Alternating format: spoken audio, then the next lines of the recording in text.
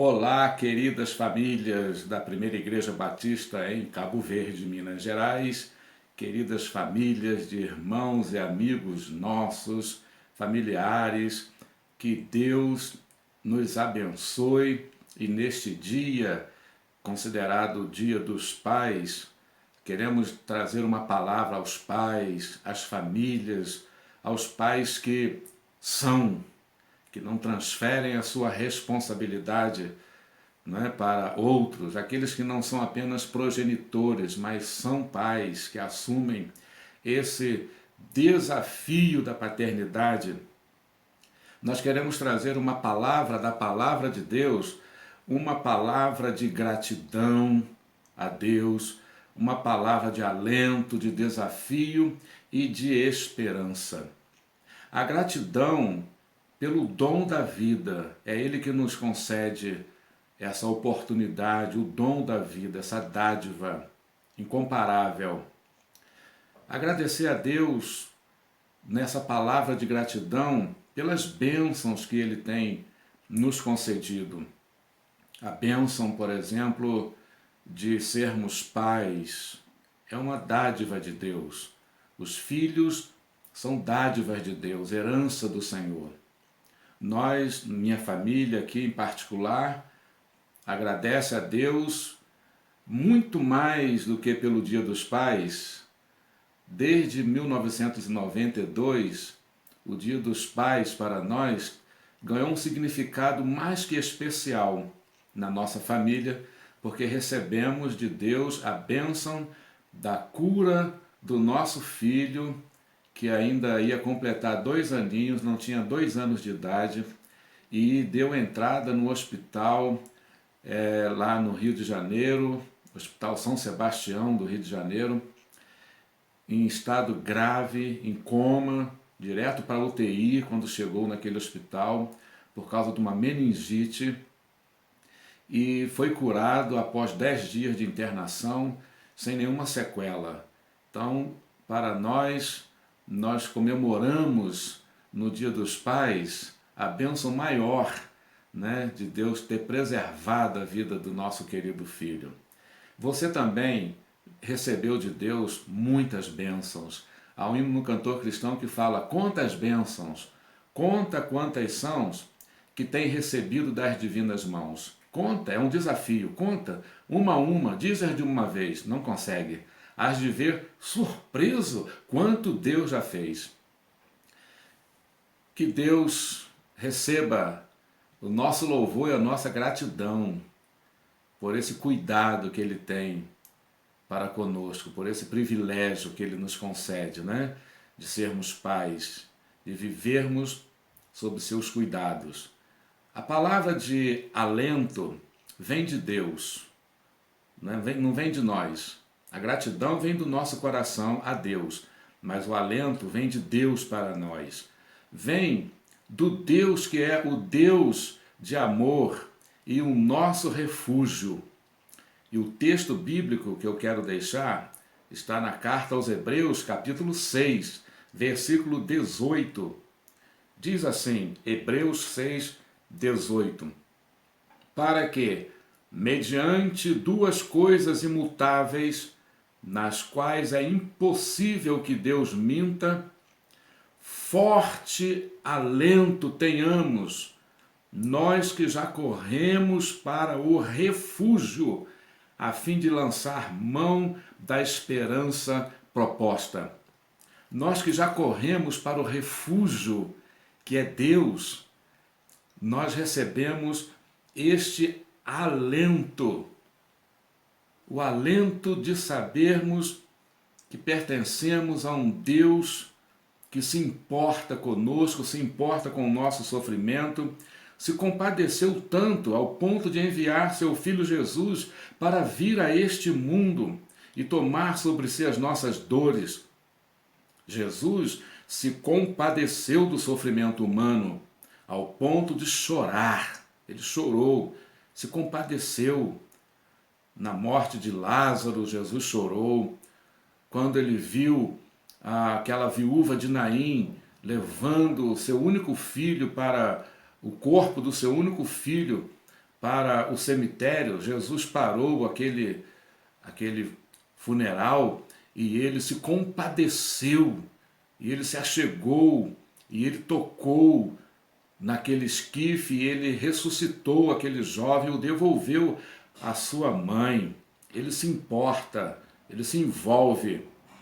Jesus, quando previu a tragédia da destruição de Jerusalém, a Jerusalém que o rejeitou, mesmo assim, ele se compadeceu por ela, pelo sofrimento, pela tragédia que viria e veio no ano 70, quando o general romano Tito invadiu aquela cidade e destruiu aquela cidade, uma tragédia tremenda.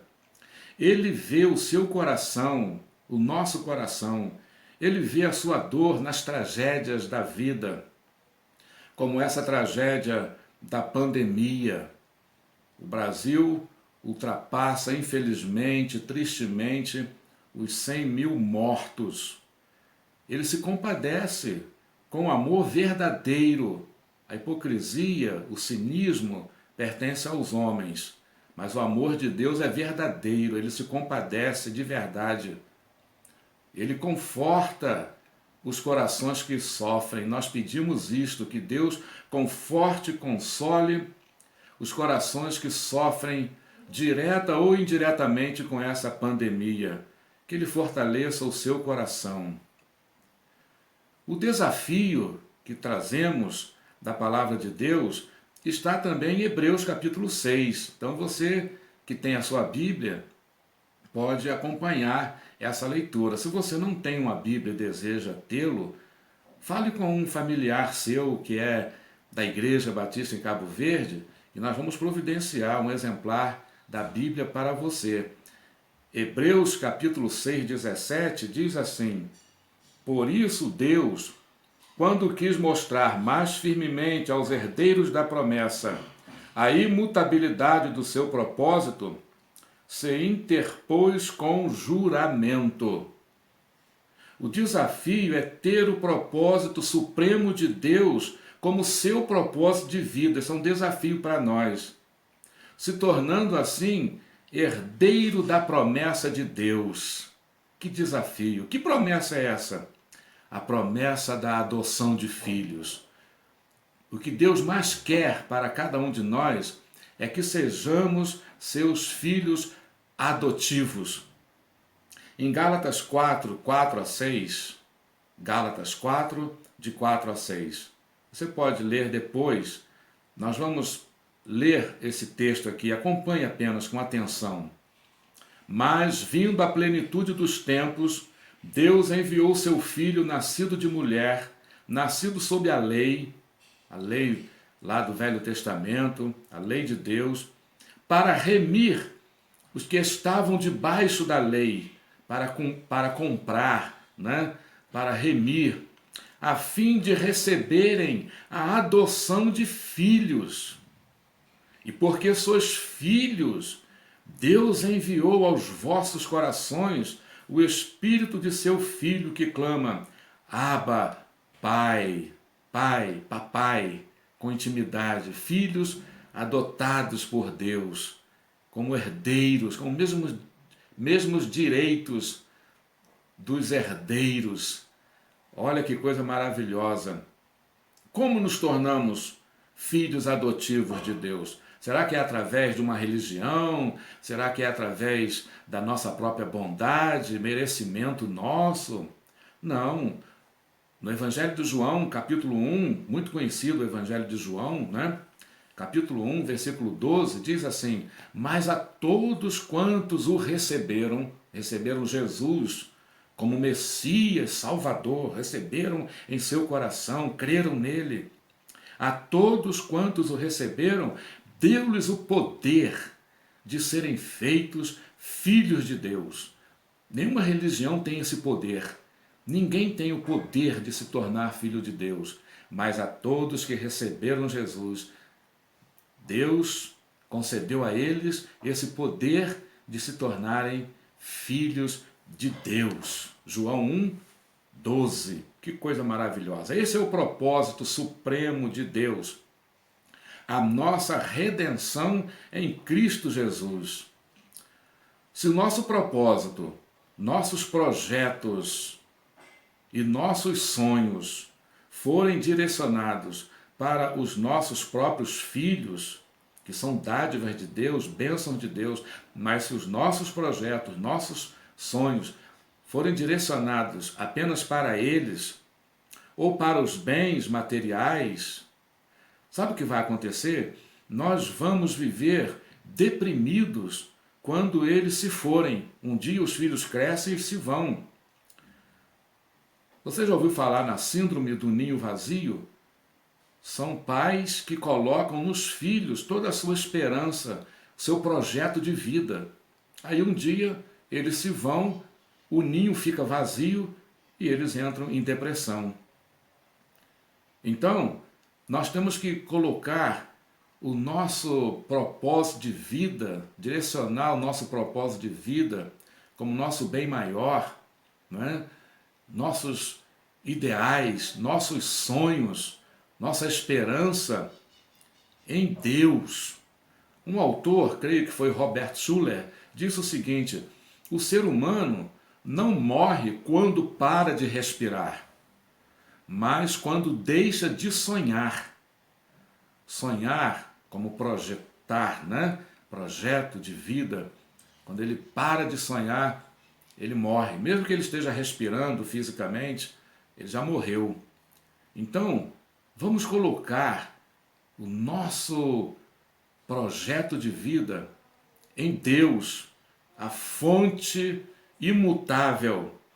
Olha o que diz aqui a palavra de Deus, ainda em Hebreus, capítulo 6 de Hebreus 17. Por isso Deus, quando quis mostrar mais firmemente aos herdeiros da promessa a imutabilidade do seu propósito, se interpôs com juramento. O propósito de Deus é imutável, é eterno. Então vamos colocar nele nosso projeto de vida, em Deus, no propósito de Deus. Ele é eterno, é perfeito, né? O amor de Deus é perfeito. Então nós devemos e precisamos sonhar, projetar sonhos que não se vão nunca, jamais. Por isso, já que o propósito de Deus é imutável, como lemos aqui em Hebreus 6,17, é um propósito de amor, é perfeito e eterno, jamais ele deve ser rejeitado, jamais devemos colocar outro propósito além desse. Todos os nossos sonhos e projetos devem estar direcionados e engajados, inseridos nesse propósito supremo de Deus para nós, como filhos adotivos de Deus. E por fim, a esperança. A esperança é a âncora da alma, aqui em Hebreus 6, versículo 19, a qual temos por âncora da alma segura e firme e que penetra além do véu, aonde Jesus, como precursor, entrou por nós, ele foi na frente, né, ao trono da graça, entrou por nós, depois de ter feito o sacrifício por nós ali na cruz do Calvário, ele foi viver eternamente na presença do Pai, junto com o Pai, sendo ele um com o Pai, porque Jesus é Deus eterno. E ele entrou ali, ele fez o sacrifício por nós aqui, para abrir o caminho pelo qual nós podemos entrar também. Então, entre por esse caminho. Ele é a nossa esperança. A nossa esperança, como âncora, comparada aqui como âncora, né? A âncora é aquele instrumento que dá firmeza ao navio para que o navio não fique à deriva. A nossa vida comparada então com um navio, com um barco, ela precisa ter esperança firme, uma âncora que se atrele a algo firme para que não fique à deriva o navio. Então a nossa vida precisa dessa esperança em Cristo Jesus para que ela não fique à deriva neste mundo. Coloque, lance toda a sua esperança em Jesus Cristo, porque Ele fez o sacrifício de amor por você, por nós, na cruz do Calvário, e a sua vida será uma vida de firmeza, e nessa promessa garantida pelo sacrifício de Jesus, eternamente vamos estar com Ele. A esperança em Cristo Jesus é a âncora da nossa alma. Que Deus nos abençoe. Amém.